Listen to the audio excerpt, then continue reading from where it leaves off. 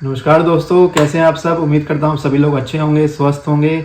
मैं भी बहुत अच्छा हूँ। तो आइए मैं एक नई वीडियो के साथ आपके सामने आया हूँ और इसमें मैं आपको बताऊँगा कि कौन सी गलतियाँ हैं जो आप लोगों को या एक कोई फ्रेश कैंडिडेट को नहीं करनी चाहिए।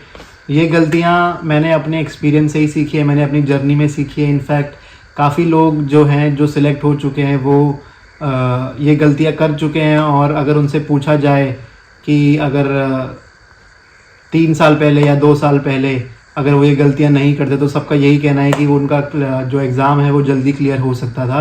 तो आइए ये गलतियों के बारे में जानना है हमें आज इस वीडियो के माध्यम से, जिसमें मैं बताऊंगा कि आपको कौन सी जो मिस्टेक्स हैं वो अवॉइड करनी है।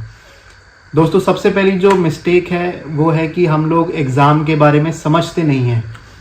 हमारा एक जो भी एक फ्रेश सपोज़ एक कैंडिडेट है, एस्पिरेंट है, वो सोचता है कि मैं यूपीएससी एग्ज़ाम क्लियर करूँगा। तो सबसे पहले वो गूगल पर लिखेगा कि how to clear UPSC exam, या कोई वो यूट्यूब वीडियो देखेगा, या वो कोई वीडियो कोई किसी ने भेजा होगा, टीचर से बात करेगा, टॉपर्स की टॉक सुनेगा।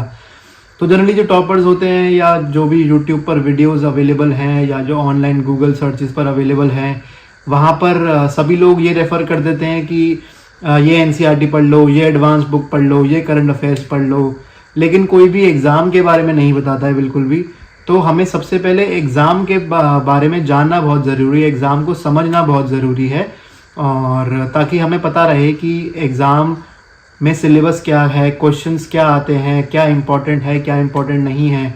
अदरवाइज़ एक फ़्रेश बच्चे के लिए बहुत ही ज़्यादा डिफ़िकल्ट हो जाता है उस चीज़ को आइडेंटिफाई करना कि क्या इम्पोर्टेंट है, क्या इम्पोर्टेंट नहीं है। वो जस्ट एक कोई टॉपर्स की वीडियो सुन लेगा या गूगल पे सर्च कर लेगा, वहाँ पर उसे बोला जाता है कि ये बुक पढ़ लो, वो बुक पढ़ लो, एनसीईआरटीज़ पढ़ लो, न्यूज़पेपर पढ़ लो, ये वाला न्यूज़पेपर पढ़ लो, करंट अफेयर्स ऐसे कर लो, ये टॉपिक यहाँ से कवर कर लो। तो हम लोग क्या, हमारी टेंडेंसी रहती है कि हम लोग को लगता है कि ये टॉपर है, ये बिल्कुल सही बोल रहा होगा, तो हम लोग बिल्कुल उन्हीं को फॉलो करने लग जाते हैं, जिसकी वजह से क्या होता है कि हम लोग एग्ज़ाम को समझने पर फोकस करते ही नहीं हैं।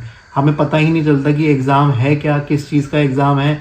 हम सिर्फ जो वो लोग टॉपिक बताते हैं या जो बुक्स बताते हैं वो ख़रीदने लग जाते हैं कि मैं ये भी पढ़ लेता हूँ, ये भी ख़रीद लेता हूँ, ये भी यहाँ से कवर कर लेता हूँ, जस्ट बिकॉज क्योंकि वो हम वीडियोज़ में देख रहे हैं या गूगल सर्चेस पर देख रहे हैं।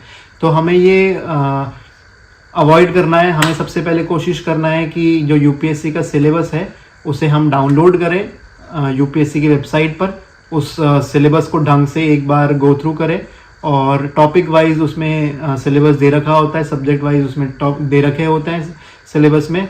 उसको हमें पढ़ना है, उसको हमें समझना है, और उसके बाद हमें प्रीवियस ईयर क्वेश्चंस देखने हैं ताकि हमें ये समझ में आ जाए कि क्वेश्चंस जो है वो कहाँ से आते हैं, कैसे क्वेश्चंस आते हैं, यूपीएससी जनरली क्या पूछ रहा है हमसे। क्योंकि कुछ क्वेश्चंस ऑब्जेक्टिव होते हैं, कुछ क्वेश्चन सब्जेक्टिव होते हैं, बट जब तक हम सिलेबस नहीं देखेंगे या जब तक हम प्रीवियस ईयर क्वेश्चन पेपर नहीं देखेंगे, हमें तब तक समझ में नहीं आएगा कि क्या इम्पोर्टेंट है और क्या इम्पोर्टेंट नहीं है। जस्ट बिकॉज हम सिर्फ कुछ लोगों की वीडियोस देखते हैं या गूगल पे सर्चेस करते हैं, उनके चक्कर में हम लोग क्या करते हैं कि मार्केट जाते हैं, बुक खरीद के ले आते हैं, पढ़ना शुरू कर देते हैं, लेकिन हमें वो डायरेक्शन ही नहीं है। हमें पता है कि रिसोर्सेज क्या हैं, लेकिन जब तक हमारे पास डायरेक्शन नहीं रहेगी सही, तब तक हमारा ये एग्ज़ाम को मास्टर करना बहुत डिफ़िकल्ट रहेगा। दोस्तों, ये है हमारी सबसे पहली मिस्टेक कि हम एग्ज़ाम को समझते नहीं हैं।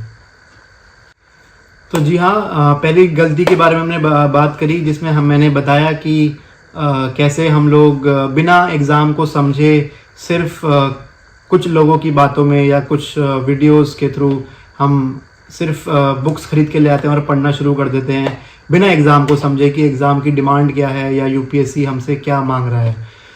तो आइए दूसरी गलती पर हम लोग नज़र लाते हैं आपकी, जिसमें मैं आपको ये बताना चाहता हूँ कि हमारा जो हम लोग बिना प्लान के तैयारी करते हैं या बिना प्लान के हम लोग पढ़ना शुरू कर देते हैं। आज हमने ये सब्जेक्ट पढ़ लिया, आज कोई दूसरा सब्जेक्ट पढ़ लिया, किसी ने बोला कि ये वाली मैगज़ीन इंपॉर्टेंट है, किसी ने बोला कि वो वाली मैगज़ीन इंपॉर्टेंट है।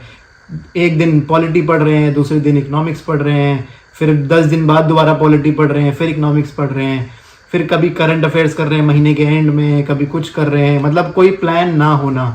तो ये प्लान ना होना हमारे लिए नुकसान साबित कर सकता है, क्योंकि ये एग्ज़ाम जैसे कि आपको पता है कि एक लंबी जर्नी है और इसको अगर हम स्ट्रेटेजिकली प्लान करके करेंगे तो ज़्यादा बेटर रहेगा।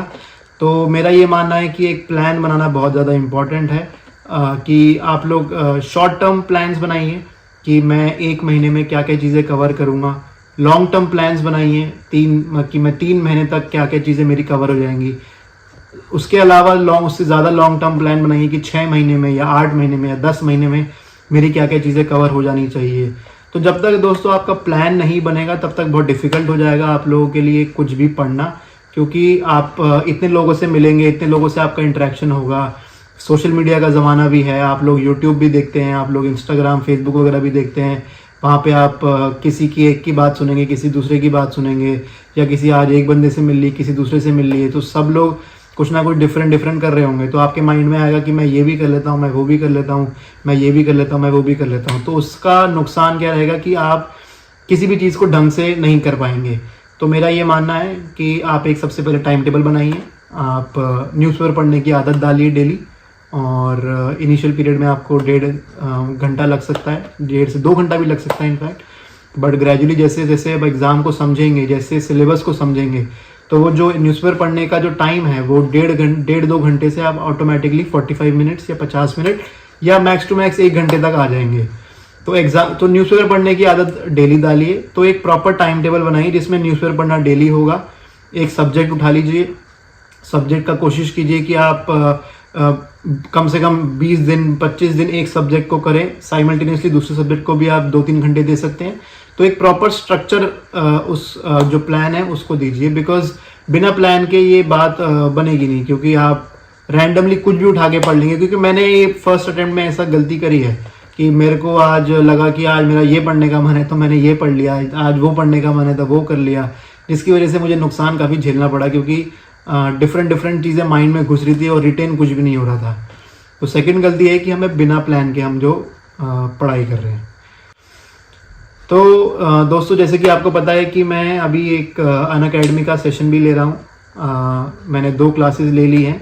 अब मैं थर्ड एक लाइव सेशन लूँगा, 3 अक्टूबर को लूँगा। रात को 8:30 बजे ये सेशन होने वाला है, लाइव सेशन। 1 घंटे का ये सेशन होगा जिसमें मैं डिस्कस करूँगा कि आपको यूपीएससी कितने ऑप्शनल सब्जेक्ट्स देता है और हमें कौन सा ऑप्शनल सब्जेक्ट चूज़ करना चाहिए, कैसे चूज़ करना चाहिए, कौन सा आपके लिए राइट ऑप्शनल सब्जेक्ट है और उसके लिए स्ट्रेटजी क्या है उसको ऑप्शनल सब्जेक्ट को कवर करने के लिए। क्योंकि आपको पता है कि ऑप्शनल सब्जेक्ट बहुत ही इम्पॉर्टेंट एस्पेक्ट है यूपीएससी हमारे जो मेंस का जो स्कोरिंग में, क्योंकि टोटल 9 एग्ज़ाम होते हैं। 9 एग्ज़ाम में से 2 एग्ज़ाम तो सिर्फ यूपीएससी ऑप्शनल के होते हैं।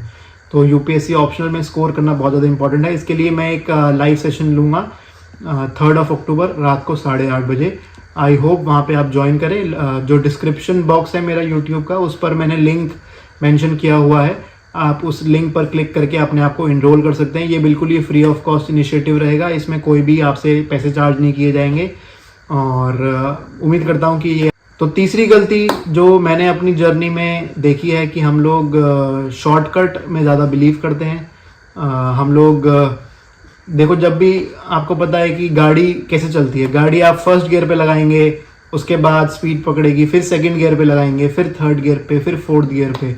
तो वैसे ही हमारी जर्नी ही एक आप गाड़ी की तरह समझिए कि हम बिल्कुल ही फ्रेश अगर स्टार्ट कर रहे हैं तो हमें पहले थोड़ा बहुत अंडरस्टैंडिंग होनी ज़रूरी है। तो जिसके लिए मैंने जो बुक लिस्ट है वो बताई है आप लोगों को, आप वैसे शुरू कीजिए और उसके बाद ग्रेजुअली धीरे धीरे पढ़िए। और ये आपको खुद पढ़ना पड़ेगा, आप किसी और पे रिलाई नहीं कर सकते।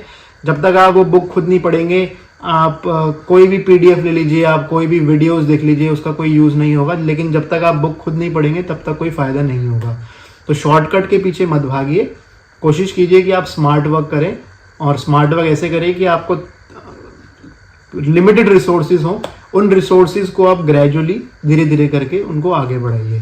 तो मेरा ये मानना है कि आप शॉर्टकट ना अपनाएं ज़्यादा और खुद पढ़ने पर ज़्यादा फोकस करिए rather than relying on somebody else's video या समबडी एल्सेस रिसोर्सेज। तो दोस्तों, जो हमारी जो चौथी मिस्टेक है जो हम लोग जनरली करते हैं या जो एक फ्रेश एस्पिरेंट करेगा या कर सकता है, वो है रिवीजन ना करना।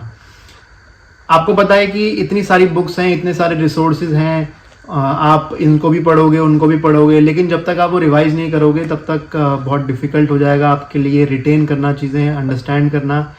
मैं आपको अपना एक्सपीरियंस बताता हूँ कि जब मैंने फर्स्ट अटेम्प्ट दिया था तब मेरे को कुछ भी नॉलेज नहीं थी एग्ज़ाम के बारे में। तो मुझे जैसा मेरे सीनियर्स ने बोला या जैसा मैंने यूट्यूब पर देखा या जैसा मैंने गूगल पर देखा, तो टॉपर्स ने मुझे बोला, मतलब उनकी मैंने वीडियोस देखी तो मुझे पता लगा कि ये बुक इम्पॉर्टेंट है, ये बुक इम्पॉर्टेंट है।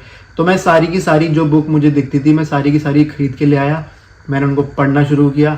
और जब एग्ज़ाम मेरे नज़दीक आया तो आप मानोगे नहीं, कम से कम मैंने ज्योग्राफी के लिए या इकोनॉमिक्स के लिए या हिस्ट्री के लिए 5-5, 6-6 बुक्स पढ़ डाली। और जब एग्ज़ाम आया तो एग्ज़ाम के टाइम पे मुझसे वो रिवाइज़ ही नहीं हो पाई।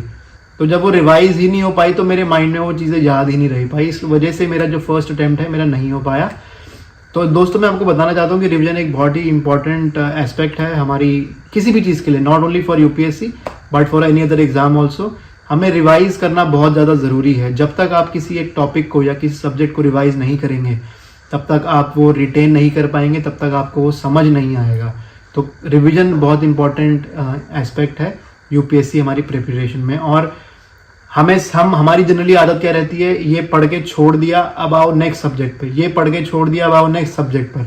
हम लोग कोशिश करते हैं सिलेबस कंप्लीट करने की, हम लोग ये नहीं सोचते कि सिलेबस कंप्लीट तो हो गया, हमने रिवाइज नहीं किया। तो जब तक हमारा रिवीजन नहीं होगा तब तक हमें बहुत दिक्कत रहेगी। तो ये जो मिस्टेक है आप इसको अवॉइड कीजिए। नेक्स्ट जो मिस्टेक है वो है कि सिर्फ बिना मॉक टेस्ट दिए हम लोग एग्ज़ाम देने चले जाते हैं। देखो दोस्तों, मॉक टेस्ट चाहे वो प्रीलिम्स हो, चाहे वो मेंस हो, या चाहे वो मॉक इंटरव्यू स्टेज में हो, ये बहुत ही इम्पॉर्टेंट पार्ट है हमारी जर्नी का। मॉक टेस्ट हमें प्रिपेयर करता है एग्ज़ाम के लिए। जब आप लोग 10th या 12th में होंगे, जिन्होंने सीबीएसई बोर्ड दिन का था, वो लोग अच्छी तरह से वो बात रिलेट कर पाएंगी। हमारे प्री बोर्ड्स हुआ करते थे, हमारे यूनिट टेस्ट हुआ करते थे। वो क्यों होते थे?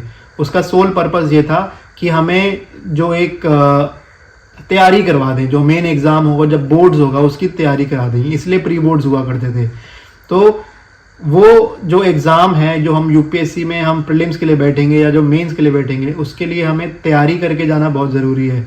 और ये तैयारी सिर्फ बुक से नहीं हो सकती, ये आपको टेस्ट देना पड़ेगा। आपको वो एग्ज़ाम का जो इन्वायरमेंट है वहाँ पे अपने आप को प्रैक्टिस करनी पड़ेगी। तो वो प्रैक्टिस के लिए आपको टेस्ट बहुत ज़्यादा इंपॉर्टेंट हो जाते हैं। और टेस्ट से आपको ये पता लगता है कि कौन से टॉपिक में से कैसे क्वेश्चंस उठ सकते हैं। जनरली हम लोग बुक उठाते हैं, बुक पढ़ना शुरू कर देते हैं, एक बुक ख़त्म कर देते हैं, लेकिन जब तक हम टेस्ट नहीं देखेंगे हमें पता नहीं लगेगा कि अच्छा इस टॉपिक से भी ये क्वेश्चन उठ सकता है या इस टॉपिक से भी ये क्वेश्चन बन सकता है। तो जब तक हम टेस्ट सॉल्व नहीं करेंगे तब तक हमें इस चीज़ की भी नॉलेज नहीं हो पाएगी। तो टेस्ट बहुत ज़्यादा इंपॉर्टेंट है आपको एग्ज़ाम मोड में प्रिपेयर करने के लिए। थैंक यू दोस्तों, जय हिंद।